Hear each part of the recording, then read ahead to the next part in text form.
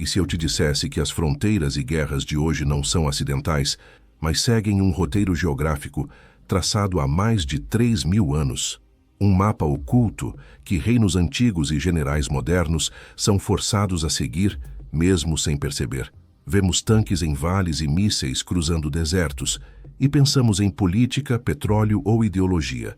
Mas a verdadeira razão pela qual os conflitos explodem em certos lugares e não em outros está gravada na própria topografia da Terra Santa. A pergunta inevitável é: que mapa é este? Ele não está em nenhum GPS ou arquivo militar secreto.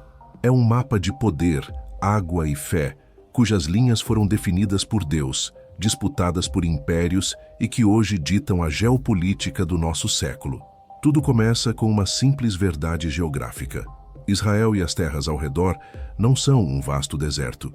São uma estreita ponte de terra fértil, espremida entre o Mediterrâneo e o deserto intransponível da Arábia. O único caminho terrestre entre África, Ásia e Europa. Por milênios, quem controlasse esta ponte controlaria o mundo. Exércitos egípcios, assírios, babilônios, persas, gregos e romanos marcharam por estas mesmas estradas. Este corredor é o palco principal da história humana, um centro de gravidade geopolítico.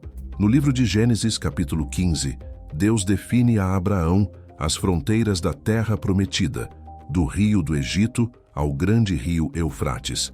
Essa não é uma fronteira poética, é uma declaração de soberania sobre os corredores estratégicos mais importantes do mundo antigo. Decodificando essa promessa, entendemos que ela não define apenas um território, mas o controle sobre as principais rotas comerciais e militares, como a Via Maris, a Estrada do Mar e a Estrada do Rei, linhas que valiam mais que ouro.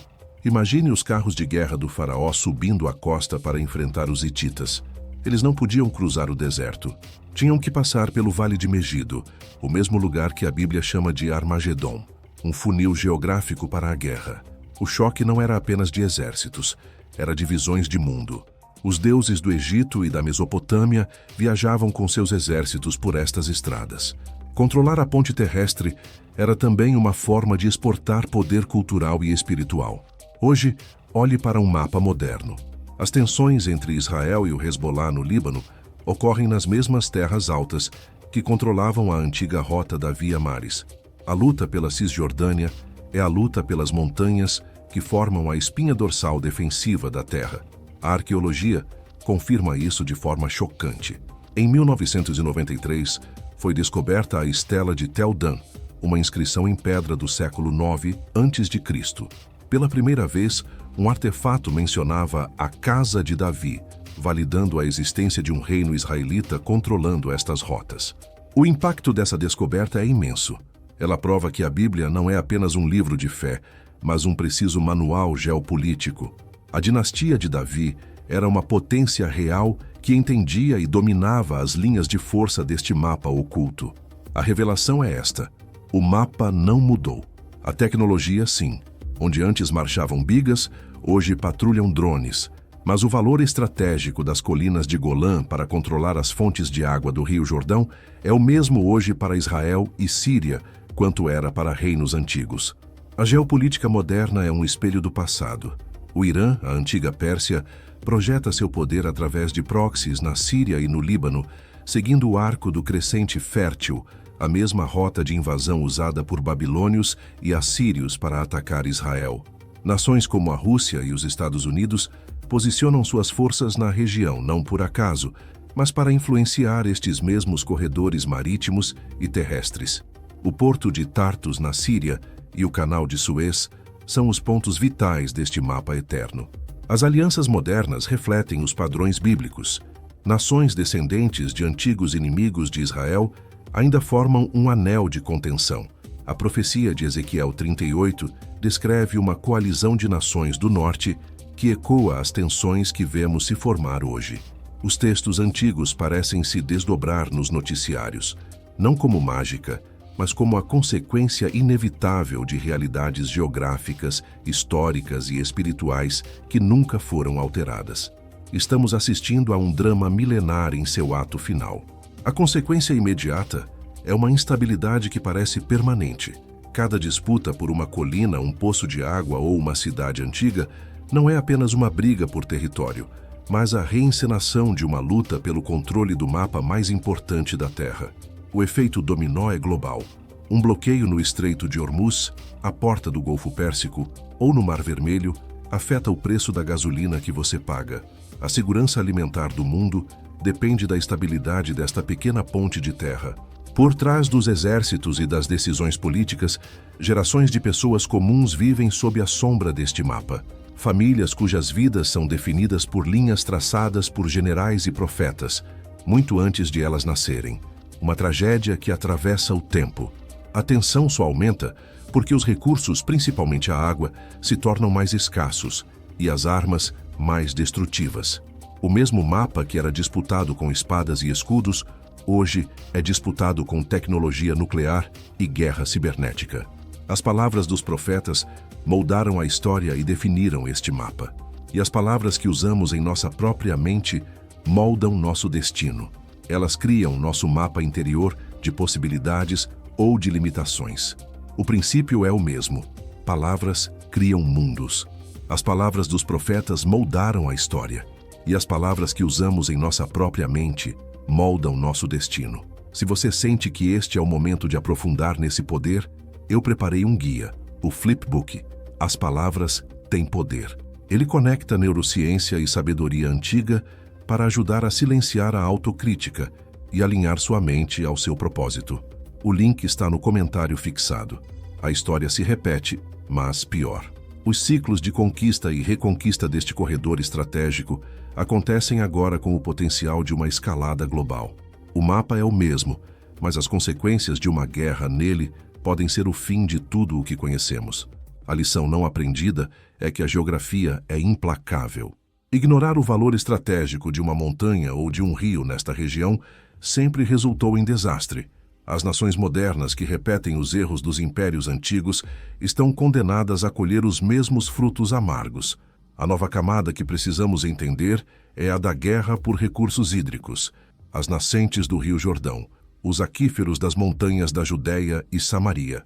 Este é o verdadeiro tesouro do mapa. Nações podem ir à guerra por muito menos que isso. O elemento oculto é a crença, por parte de várias potências, de que controlar este mapa cumpre um destino profético. Não é apenas estratégia, é teologia. As ações do Irã, de Israel e até de grupos evangélicos no EUA são influenciadas por esta convicção. A chave da interpretação é ver o mapa não como estático, mas como um campo de energia. As linhas de poder mudam de mãos, mas a energia do lugar permanece. Megido sempre será um lugar de confronto. Jerusalém sempre será o centro da disputa.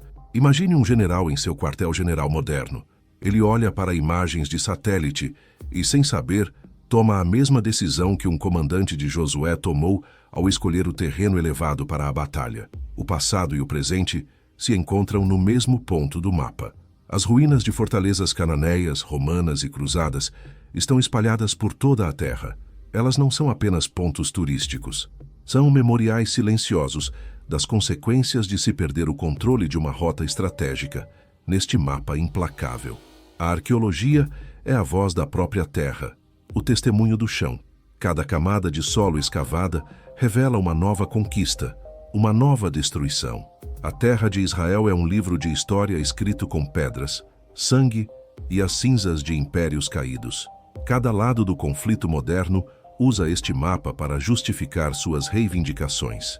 Eles apontam para ruínas antigas, textos sagrados e cemitérios para provar seu direito à terra. É uma batalha de narrativas, onde a arqueologia se tornou uma arma política. A decisão de Davi de conquistar Jerusalém, uma fortaleza jebusita neutra, e torná-la sua capital, foi um golpe de gênio geopolítico. Ele uniu as tribos e se posicionou no coração do mapa. Uma decisão de 3.000 anos que ainda hoje define o epicentro do mundo. Neste tabuleiro, há movimentos de luz e sombra.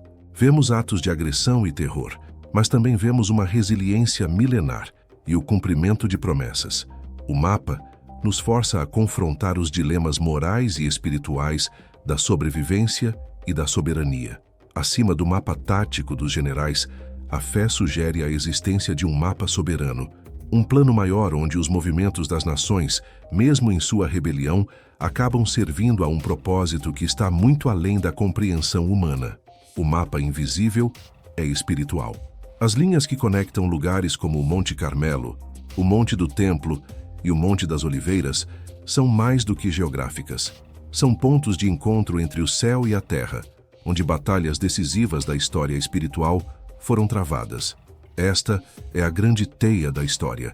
A geografia força a repetição, a arqueologia confirma os textos e a profecia dá o significado.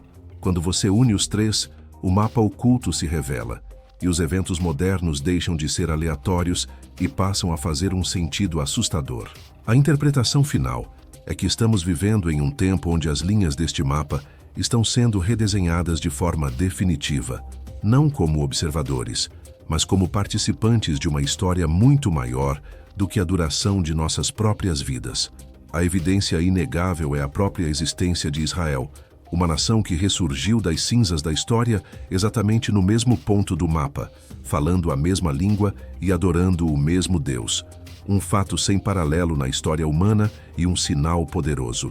O alerta para o século XXI é este: enquanto as nações se concentrarem apenas no mapa físico, ignorando o mapa espiritual e as lições da história, o ciclo de violência continuará.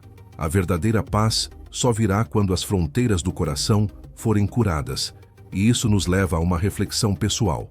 Qual é o mapa que guia a sua vida?